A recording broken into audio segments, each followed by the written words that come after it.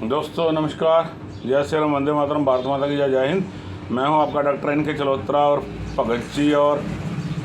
एक है तो भारतीय जनता पार्टी का एक निजी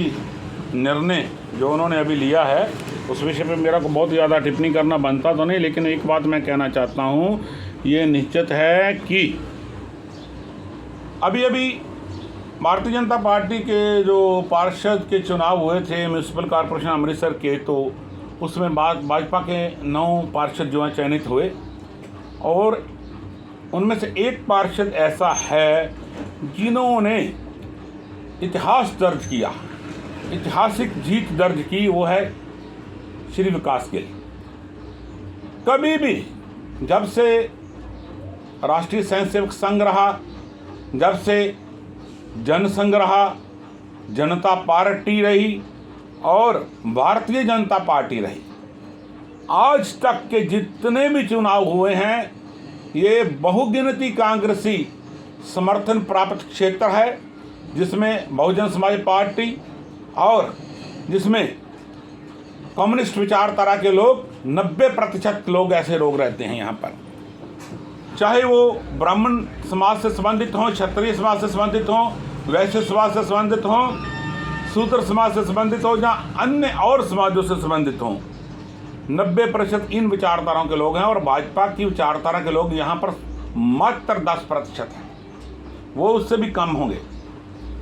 तो एक बड़ी 80 स्ट्रैटेजी के अधीन विकास गिल और उसकी पूरी टीम इसके लिए बधाई की पात्र है, जिन्होंने ये सीट जीता, यहाँ पर पार्षद विजय प्राप्त हुआ।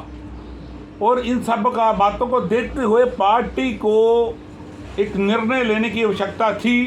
कि ऐसे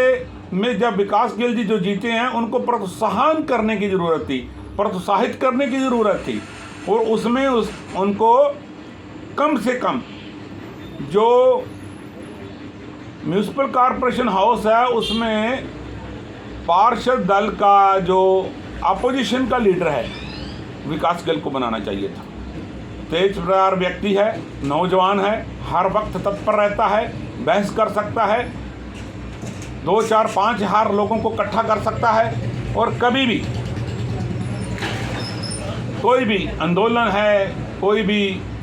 प्रोटेस्ट है, कोई भी किसी प्रकार का कार्यक्रम है, उनको अकेले अपने साथियों साथ में लेकर के 200, 400, 500 हज़ार लोगों को लेकर के प्रदर्शन करने में भी सक्षम है और हर प्रकार से सक्षम है। पार्टी को बड़ी अच्छी तरह सोचना चाहिए था। और एक अनुसूचित जाति समाज से संबंधित है, उनका भी रिप्रेजेंटेशन हो जाता, लेकिन पार्टी ने शायद किसी और व्यक्ति को विधायक दल का नेता और उपनेता बना दिया है। चलो ये पार्टी के निर्णय हैं, इनमें हम बहुत कुछ तो नहीं कह सकते, लेकिन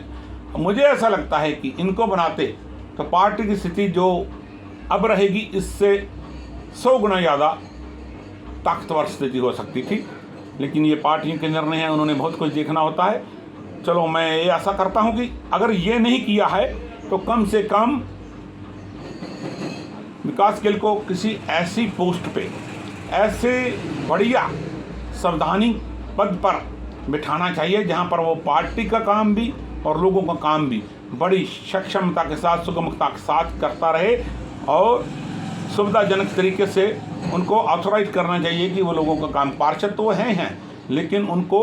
अथॉरिटीज़ को उनकी बढ़ाना चाहिए पार्टी को। और केंद्र में भारतीय जनता पार्टी की सरकार है, बहुत से पद ऊपर रिक्त पड़े हैं और किसी भी पद से उनको नवाजा जा सकता है राष्ट्रीय स्तर पर, प्रदेश स्तर पर, अगर पार्टी चाहे तो। इससे जो विजय प्राप्त हुआ है व्यक्ति, उनकी और उनकी टीम को प्रोत्साहन मिलेगा। पार्टी में अनुसूचित जाति जनजातियों का और उनके समर्थकों का जो है जनाधार, इन समाजों में पार्टी का जनाधार बढ़ेगा। और अगर उनको पावर देती है पार्टी ऐसे कार्य करने के लिए, कोई संवैधानिक पद देती है, तो वो ऐसे व्यक्ति हैं कि बड़ी ताकत से, जी जान से लोगों का काम करेंगे और बड़ा अच्छा उसका जो है नतीजा निकलेगा, रिजल्ट निकलेगा,